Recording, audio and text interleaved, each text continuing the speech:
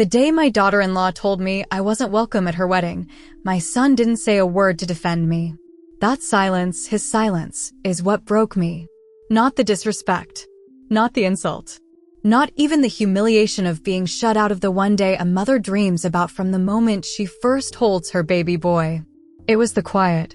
The way my son stood behind her, hands tucked into his pockets, eyes fixed on the floor like he was studying the cracks in the tiles, as if they mattered more than the tears stinging behind mine.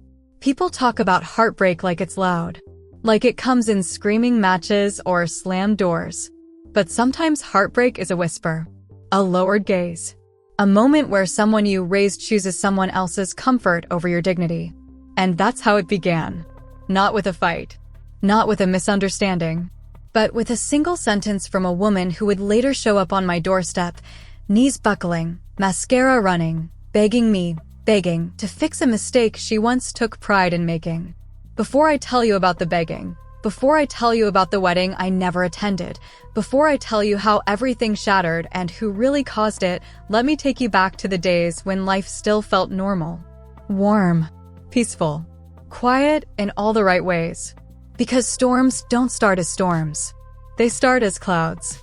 Before all this, my life was simple in the kind of way you don't appreciate until chaos teaches you the value of calm. I lived alone in a small, tidy house with pale yellow curtains and a front porch that creaked when you rocked on it. I spent most mornings the same way, brewing a single cup of coffee, buttering a slice of toast, and listening to the birds negotiate territory outside my kitchen window. My world wasn't big, but it was gentle. My son, Daniel, visited every Sunday. He'd bring groceries he knew I didn't need, but he insisted on buying anyway. "Ma, you can't keep eating cereal for dinner," he'd say with that crooked smile he got from his father. We'd sit at the table, knees bumping as he told me about work, new apps he'd installed on his phone, things he learned, shows he liked. He talked, and I listened like mothers do, storing every detail away like it mattered more than anything else. When he met her, Lily, that was her name. She was polite at first. A little stiff, maybe. Hands always clasped, shoulders tense. But she smiled when she had to, spoke only when spoken to, and called me Mrs. Carter even after I told her more than once she could call me Marie. "It doesn't feel right," she'd say with a tight little laugh. "You're Daniel's mother." At the time, I thought it was respect. Later, I learned better. Still, in those early months, things felt fine. Not warm, not close, but civil. Acceptable. I didn't need her to adore me. I didn't need us to be best friends. All I wanted was for my son to be loved, and for the woman he chose to at least meet me halfway. Looking back, there were tiny things I brushed off. The way she'd correct him mid-sentence. The way she insisted on ordering for both of them at restaurants. The way she'd glance at him with a tight jaw whenever he insisted on checking on me. Tiny things. Small clouds. Little warnings. But love, or maybe denial, makes you squint at signs until you can convince yourself they're not really there. I still remember the afternoon she first visited my house alone. I had made tea, set out the good plates, even baked a little lemon loaf just in case she liked sweets. She walked in, looked around at my living room, and said, "It's cozy." Not the warm, appreciative kind of cozy. The diplomatic kind. The kind people use when they're trying not to say the truth. Still, I smiled. Because that's what you do when you want things to work. I tried. Lord knows I tried. I asked about her job. She gave short answers. I asked about her family. She changed the subject. I complimented her dress. She nodded without really looking at me. It wasn't hostility. It was distance dressed up as politeness. And when Daniel picked her up later, she barely said goodbye. But he kissed me on the cheek, thanked me for the lemon loaf, and told me he loved me before he left, and that tiny moment made everything feel worth it. I held onto it tighter than I realized. Because what I didn't know then, what I couldn't have imagined, was how quickly love can be weaponized when the wrong hands get hold of it. But before that storm broke, there was one more moment of stillness. One more illusion of peace. It happened 3 weeks before the disaster. A Sunday lunch.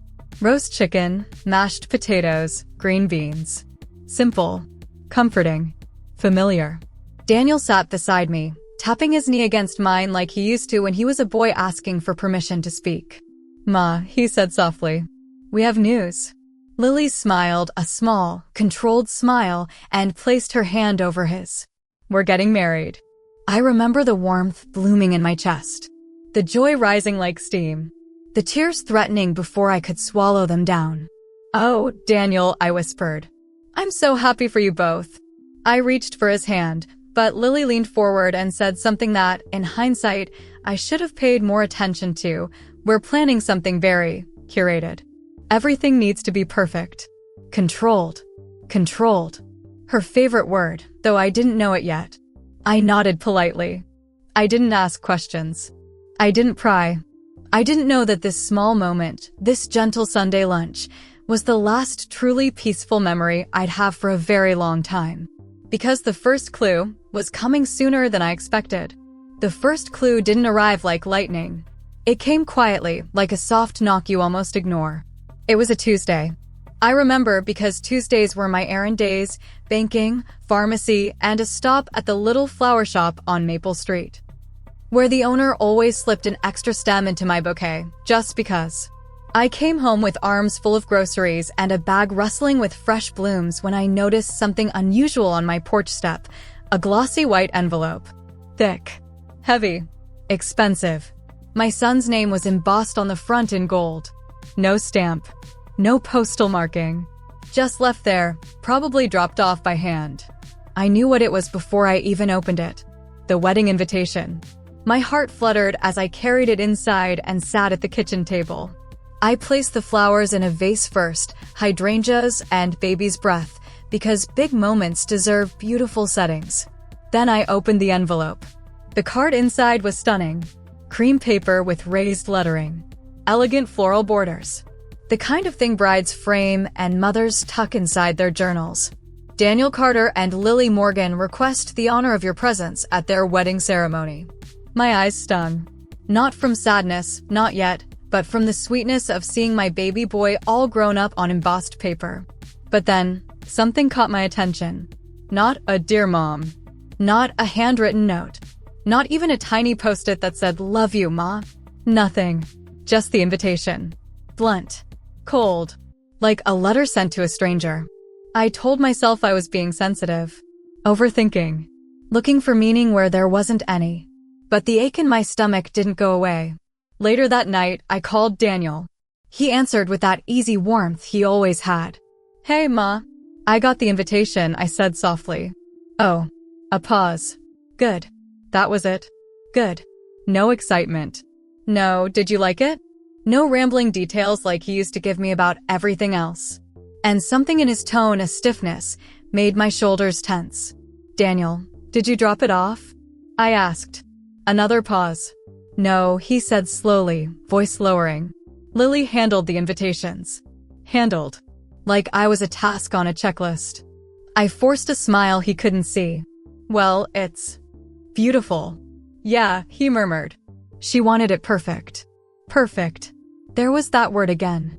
We talked a few more minutes. Small talk, weather, his schedule, but he sounded distracted. Not rude. Just careful. Like someone was listening. It wasn't until he hung up that I realized something else. He never once said he looked forward to seeing me at the wedding. Not once. 2 weeks later, I went dress shopping. I picked out a soft navy blue gown. Not flashy, not plain, just elegant enough that it made me feel like the mother of the groom. The saleswoman even clasped her hands together and said, "You look radiant." Radiant. I hadn't heard that word in years. I wanted to show Daniel. Just send him a picture. A simple motherly moment. But when I texted him, the response I got was, "Maybe wait. Lily has some rules about attire. I'll ask her." Rules. About what I could wear.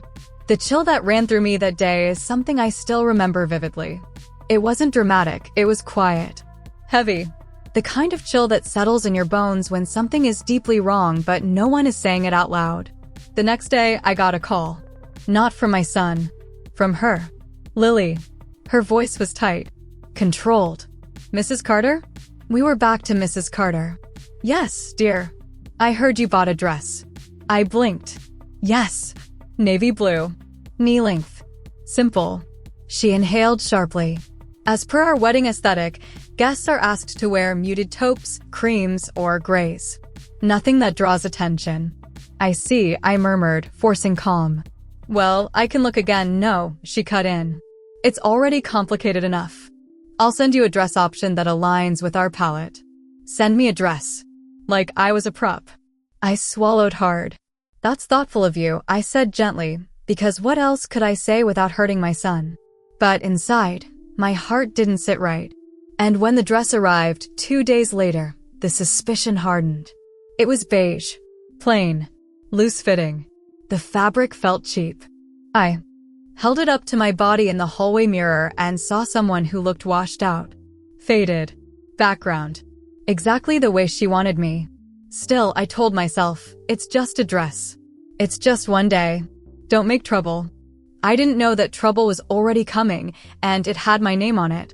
1 week before the wedding, my neighbor, Karen, a woman who knew everything before anyone else, stopped me on the sidewalk. I didn't know you weren't going, she said casually, as if commenting on the weather. My hands tightened around my grocery bag. Not going? To what? To the wedding, she said. Everyone's talking about how small the guest list is.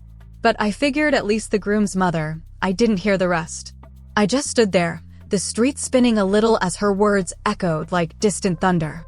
Not going. Not invited. But I had an invitation. Didn't I? I went home. Set the groceries down. Pulled the invitation from my drawer. And then I noticed it. Something so small it was almost invisible. Where the RSVP card should have been, there was nothing. No card. No envelope. No instructions. Just the prettiest invitation I had ever seen that didn't actually invite me.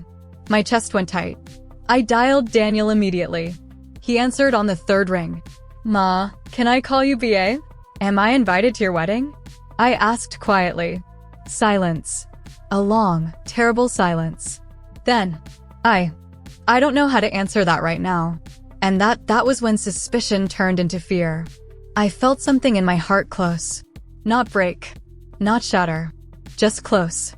Slow and final.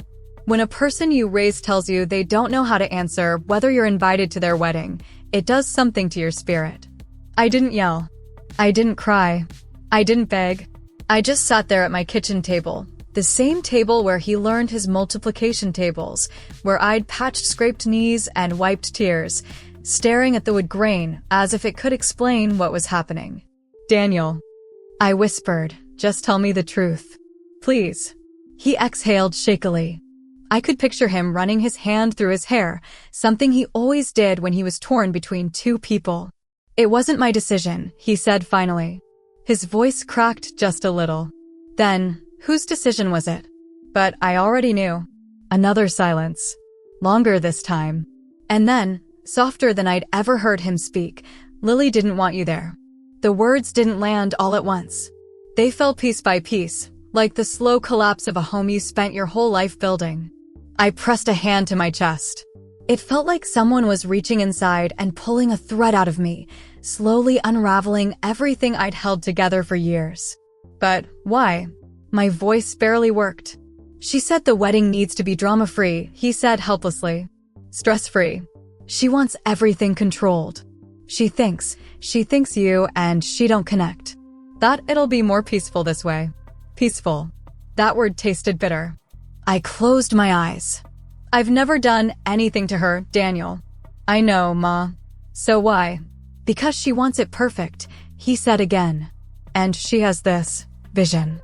A vision that didn't include me. A vision where the mother of the groom was erased like a stain. I swallowed a tremor. Did you argue? Did you defend me? He didn't answer. And that was the real betrayal. Not her. Not the invitation missing an RSVP. Not the dress sent to make me blend into a wall.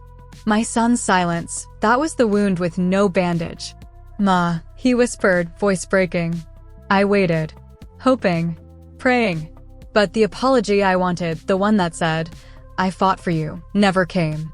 Instead, he said, please don't take this personally. As if my existence being removed from the wedding of my only child was just a scheduling conflict. I felt a strange calm wash over me, the kind of calm people get right before a storm hits. Then tell her, I said quietly, that I won't come. His breath caught. Ma, it's clear I'm not wanted.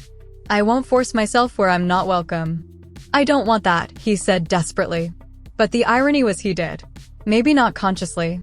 Maybe not in his heart. But in his actions? He let it happen. He let me fade into the background of his biggest day because it made his fiancée smile. I love you, Daniel, I said. I always will. But I won't sit somewhere I'm treated like a burden. He didn't know what to say. And the silence on the phone wasn't empty, it was full of everything he failed to do. We ended the call quietly. No fight. Just a wound that settled in deep.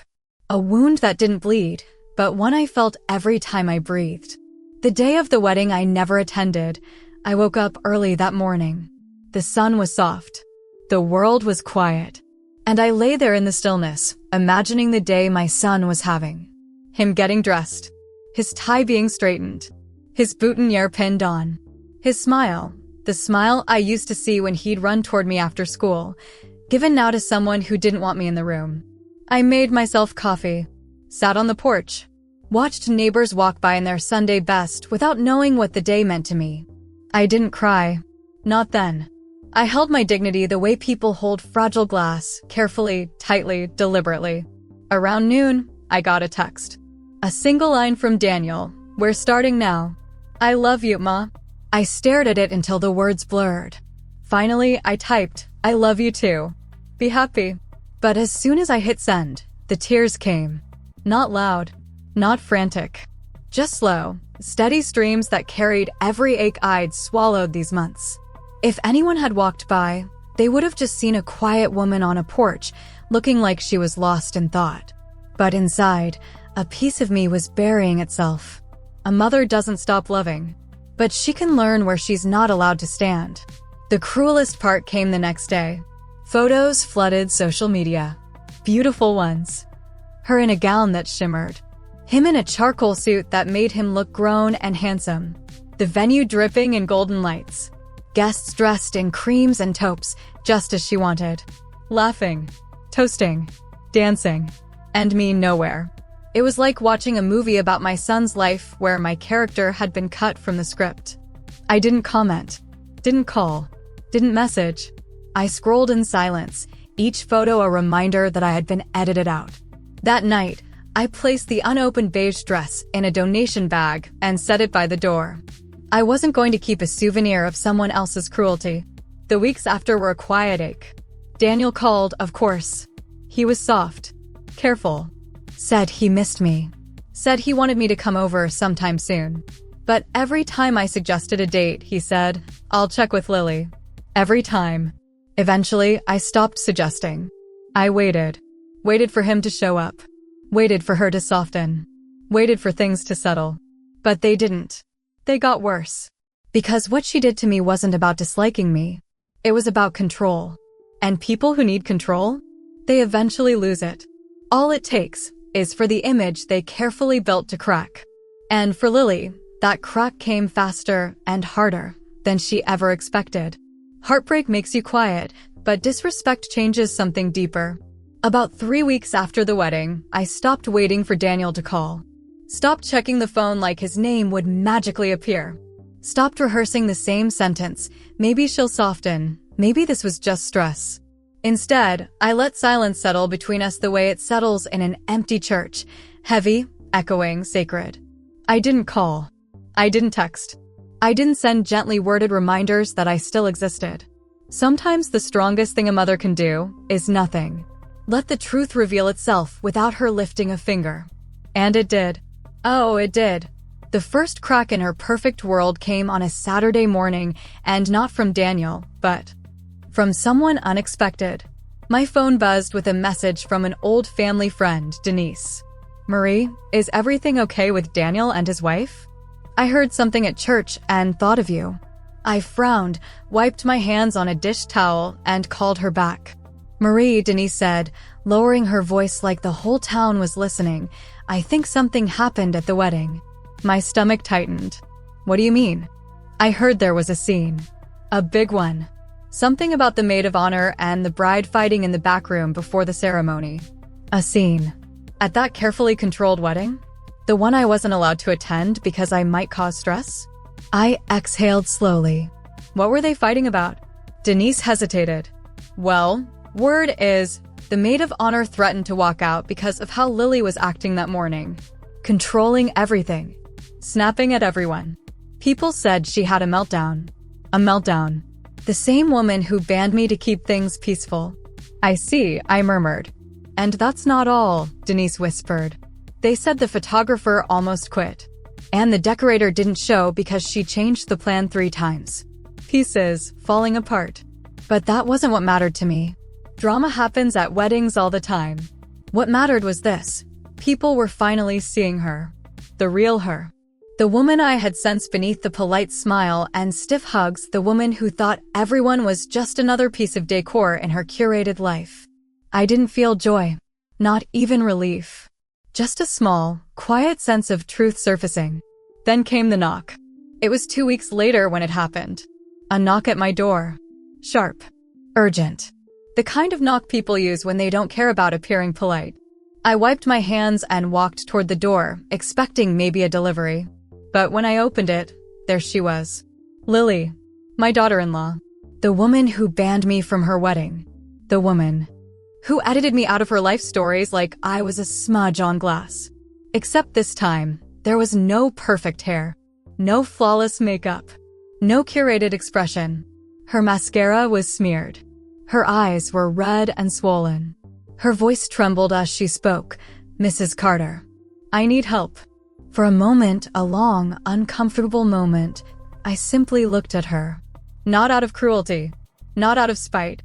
But out of disbelief. Because seeing her like that was like seeing a statue crumble. She clutched her purse to her chest like it was the only thing keeping her standing. Please, she whispered, voice cracking. I didn't know where else to go. I didn't say anything. Not yet. I stepped aside, letting her enter on instinct, not forgiveness, just instinct, and she moved inside like a woman walking through water. Her hands shook as she sat at my kitchen table. My table, the one she didn't want me sitting at during her wedding luncheon. The edge of irony wasn't lost on me.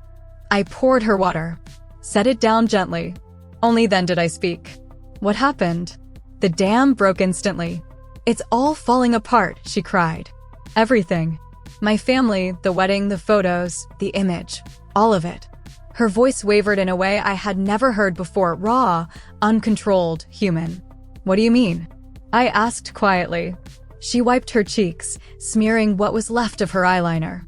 The photographer lost half the pictures. The decorator wants to sue me for defamation. My maid of honor isn't speaking to me. And Daniel, she swallowed hard. Daniel is angry with me. I blinked. Angry? About what? She twisted her hands. Because I told him something, and he found out it wasn't true. Here it was. The truth. The betrayal beneath the betrayal. What did you tell him, Lily? My voice wasn't sharp. Just steady in a way her world was not. She couldn't look at me. I told him you didn't want to attend the wedding. Silence. Inside me, beneath the disappointment beneath. The heartbreak, something settled. Calm. Solid. Clear. You told him. I refused. She nodded, tears dripping into her lap. I said you thought it would be too stressful. That you weren't ready. That you preferred a small ceremony and didn't want to be in photos. I said you asked me not to invite you. For the first time since all this began. I felt heat rise in my chest. Not rage. Something older. Something deeper. A mother's grief turning into a mother's truth. I inhaled slowly. Why would you say that? She trembled. Because your presence makes me feel judged. You're calm. Quiet. Observant. You see me. I know you see me. Her voice cracked into a sob. And I didn't want that on my wedding day.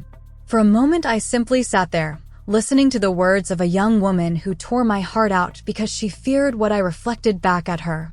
Then she leaned forward, desperate, broken. Mrs. Carter. I need you to talk to Daniel. I need you to fix this. Please. He won't listen to me. He thinks I lied about everything. I held her gaze. You did lie, I said softly. She sobbed harder. Please, please help me. Her voice echoed around that small kitchen. Begging. Crumbling. Exactly where her choices had led her. And I, sitting across from her, had a decision to make. Not about revenge. Not about satisfaction. But about my son. And about what a mother's voice should be used for. I watched Lily cry at my kitchen table, her shoulders shaking like a child who had finally run out of ways to pretend she was grown. And for a moment, a brief one, I felt something almost like pity. Almost. But pity doesn't erase truth. Pity doesn't fix wounds. And pity won't make a grown woman face the consequences she's been avoiding. I folded my hands gently on the table. Lily, I said softly, tell me exactly what Daniel knows. She wiped her cheeks, sniffing hard. He knows. He knows I asked you not to come. He thinks I pressured you, but he still doesn't. Know the real reason. What real reason? She hesitated, then whispered, I didn't want anyone there who could steal attention from me. I stared at her. She kept talking, words tumbling out in frantic waves. My mother is loud, my sister is dramatic, and Daniel's friends are unpredictable. I wanted order. Aesthetics. Symmetry. A wedding that looked perfect in photos, in videos, in memories. I didn't want real life to interfere. Real life. That's what she called people. Real life. I breathed slowly. And you thought I'd, what? Outshine you? I asked. She shook her head hard. No, not outshine. But you matter to Daniel. And the idea of his attention being divided, she pressed a hand over her mouth, embarrassed by her own confession. That's when it became clear. This wasn't about me. This wasn't even about Daniel. This was about fear. Image. Control. Everything is going wrong now, she whispered. And if Daniel leaves me, I raised a hand gently. Stop. She froze. Then I stood and walked toward the window, watching cars pass by outside my quiet little street. In moments like this, you see life from a distance. Like watching a storm through glass, unable to stop the rain, but protected enough to see the pattern. Lily, I said slowly, your relationship is your responsibility to fix. Not mine. I will not lie to my son. Not for you, not for anyone. She broke into another sob. But if he leaves, I said calmly, it will be because of choices you made. The room went still. Silent. Even the refrigerator hum felt softer. I turned back to her. I won't save you from consequences. But I will tell him the truth for his sake, not yours. Her breath trembled. Thank you. Not now, I said gently. You need to leave. I'll call him when I'm ready. She nodded, wiping her face clumsily before standing. As she walked to the door, she paused. Mrs. Carter, I am sorry. Truly. For what? I asked. For everything. I didn't answer. And that silence was the most honest thing I could have given her. The next morning, I called Daniel. He answered instantly, like he'd been holding the phone in his hand waiting for it to ring. Ma, can you come over? I asked softly. I'll be there in 10 minutes. When he arrived, he looked tired, eyes shadowed, shoulders tight. He hugged me like he hadn't hugged me in months. Ma, he whispered into my hair, I don't know what's happening anymore. I pulled back and guided him to the sofa. There was no need for theatrics. No dramatic entrance. Just simple truth. Daniel. Lily came to see me yesterday. His eyebrows shot up. What? Why? What did she? She told me everything. I told him the story simply. Calmly. No added emotion. No embellishment. Just facts. She banned me. She lied about it. She manipulated him. She curated the guest list like a photo shoot instead of a celebration. She treated people, including him, like props in her perfect story. As I spoke, Daniel's face changed. First confusion, then hurt, then something deeper, a grief that only comes when illusions dissolve. When I finished, he leaned forward, elbows on his knees, face in his hands. Ma, I don't know what to say. You don't have to say anything, I murmured. Just know the truth. After a long moment, he lifted his head. Did she tell you why she did it? Yes. What did she say? That she was afraid. His brow furrowed. Afraid? Of what? That you might remember you have a family, I said quietly. That you might choose someone else's presence over her perfection. He sat back as if the air had been knocked out of him. She didn't want to risk losing control, I added. He closed his eyes. And when he opened them again, they were wet. Ma, how could I have been so blind? I touched his hand gently, like when he was a boy. Love makes us overlook what we should pay attention to. He swallowed. She lied to me. And she lied about you. Yes, I said softly. And she hurt you. Yes. And she made me hurt you. This time, I didn't say anything. He exhaled shakily. I'm so sorry, Ma. I'm so sorry. I squeezed his hand. Daniel, I forgive you. But you need to decide what happens next. He nodded slowly. A long silence followed, broken only by the ticking of the kitchen clock. And then, Ma, would you come with me? Where? To the family dinner tonight. Her parents, my cousins, some friends. Everyone's coming. They all think everything is perfect. I think it's time they heard the truth. I raised an eyebrow. You want me to tell them? No, he said firmly. I will. There was a heaviness in his voice, not anger, but resolve. A man ready to place truth where lies had lived too long. The restaurant was already buzzing when we walked in that night. Warm lights. Polished silverware. Families talking over wine and appetizers. Lily sat at the center of the table, hair perfect, posture straight, a smile glued on like wallpaper. When Daniel and I approached, her smile faltered. Just for a second. But a second is all it takes when someone's control begins to crack. Daniel, she whispered urgently, you didn't tell me your mother, no. He cut her off. I didn't. Conversations around the table quieted. People watched. Lily swallowed hard. Okay, well, let's all sit, Before we sit, Daniel said calmly, we need to talk. The entire table turned. Forks froze midair. Someone's wine glass clinked too loudly. Lily's face went pale. Daniel, she whispered, don't do this. Please. But he didn't look at her. He looked at me. Ma, he said quietly, stay right here. Then he turned back to everyone else. And in a steady, clear voice, he told the truth. All of it. Every lie she told him. Every manipulation she used. Every decision she made to cut me out. Every excuse she fed him to keep her image polished. And as he spoke, the room, warm and lively minutes ago, turned cold, still, uncomfortable. People's eyes shifted to Lily, and she shrank in her chair, the weight of her choices finally too heavy to hold up. Her mother gasped. Her father placed a hand over his mouth. The maid of honor looked away, eyes widening. When Daniel finished, he placed his hands on the table and said, I married you, Lily. I love you. But marriage isn't built on image, or control, or lies. And if you want this to work, something has to change. The silence afterward was so sharp you could hear cutlery vibrate. And for the first time, Lily didn't have a script, or control, or a curated answer. Just consequence. Bare and unavoidable. After Daniel spoke, the restaurant fell into a silence so deep it felt like the air itself had paused. Lily sat frozen, her carefully painted persona cracking right there in front of everyone, her family, Daniel's cousins, their friends, and me. Her lips trembled. Her gaze darted between the faces staring back at her. Her fingers twisted around the edge of her napkin, like she was clinging to the last thread of control. Daniel, she whispered finally, barely audible. Can we talk about this privately? But he shook his head. No, Lily. We've had enough private conversations filled with half-truths. You lied to me. And because of that lie, I hurt the person who has loved me the longest. The person who raised me. The person who deserved better. A tear slid down her cheek. Your mother thinks I'm a monster now, she choked out. I think, Daniel said steadily, that my mother sees you more clearly now. And maybe, so do you. Her jaw clenched.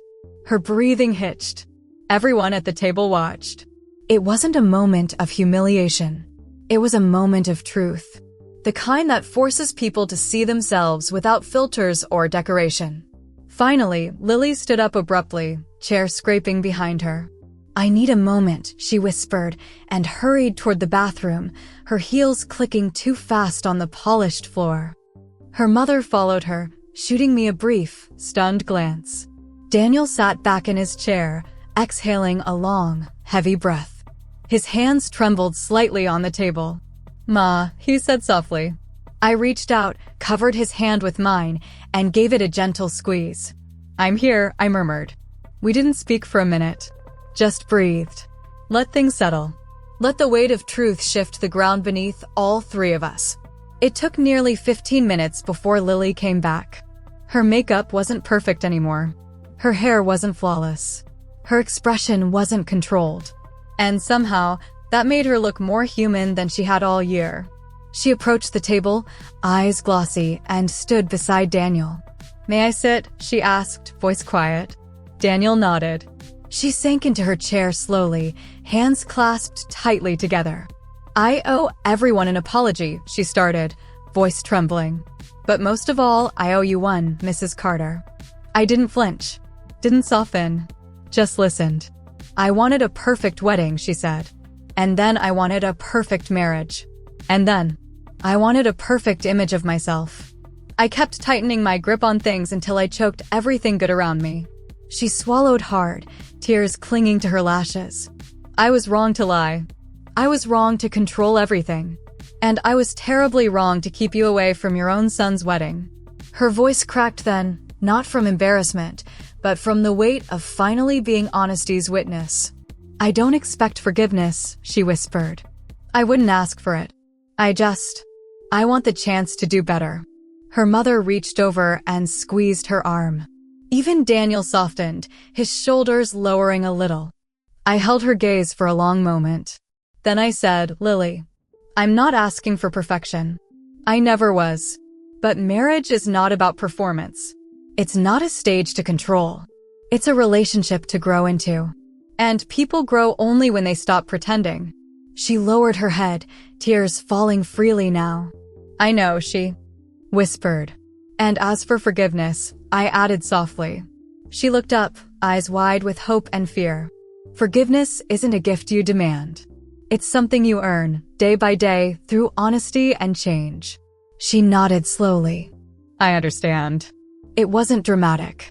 It wasn't sharp. It was honest. And sometimes honesty is the first step toward healing. Daniel drove me home after dinner. The night air was cool, and the moonlight slipped through the windshield like silver paint. For most of the ride, he was silent, not the tense silence from before the truth came out, but a thoughtful one. Finally, he said, "Ma, I don't deserve your forgiveness." I smiled gently. "Oh, Daniel, of course you do." He shook his head. "I let her make decisions that hurt you. I didn't protect you. I didn't even question it. You loved her," I said softly. "And when people love, they sometimes let things slide that they shouldn't." He sighed deeply. "I'm going to do better. I know. And I want you to be part of our life. Fully. No more checking with her before I see you. No more distance." My heart warmed, quietly and steadily. "I'd like that," I whispered. We pulled into my driveway. Before I got out, he leaned over and hugged me. Not a polite hug. Not a distracted one. A deep, sincere, heart-to-heart embrace. "Thank you for not giving up on me," he said into my shoulder. "I never could," I murmured. A mother's love bends, but it doesn't break. Over the next few months, things changed, not all at once, not with grand gestures, but in small, meaningful steps. Lily reached out first. A text asking if she could stop by. A visit where she helped me with groceries. A message showing a recipe she wanted to try for Daniel. The change wasn't perfect. She stumbled. She apologized awkwardly. She over-explained. But she tried. And effort, honest effort, matters. Daniel started visiting every week again. Not because Lily allowed it, but because he wanted to. Sometimes they came together. Sometimes he came alone. But slowly, carefully, gently, the wound began to heal. Not erased. Not forgotten. But healed. The real kind. The kind stitched with honesty and humility instead of performance and pride. 6 months after the confrontation, Lily showed up with a small white envelope. Daniel wasn't with her. Her hands shook as she handed it to me. Inside was a photograph of her and Daniel on their wedding day. And beside it, tucked like something precious, was a note. "We would be honored if you let us retake our wedding photos, with you beside us this time." I looked up at her. Her eyes were soft, hopeful, not demanding, just open. "Only if you want to," she whispered. My throat tightened. "Lily, I'd love that." And when she exhaled, it wasn't dramatic. It was relief. Real, unfiltered relief. The kind that happens when someone finally stops holding onto the wrong things. People think the hardest part of betrayal is the moment it happens. But I've learned something different. The hardest part is deciding who you become after the hurt settles. You can choose bitterness. You can choose anger. You can choose to carry the wound around like proof that the world is cruel. Or you can choose to sit with the pain, let it teach you, let it soften you in the right places and strengthen you in the others. That's what I tried to do. Forgiveness didn't come all at once. It didn't come with dramatic music or a single apology wrapped in a bow. It came slowly, day by day, small, moment by small moment.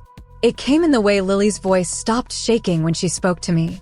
In the way Daniel held my hand as we retook the wedding photos, this time with me standing right beside them where I always should have been.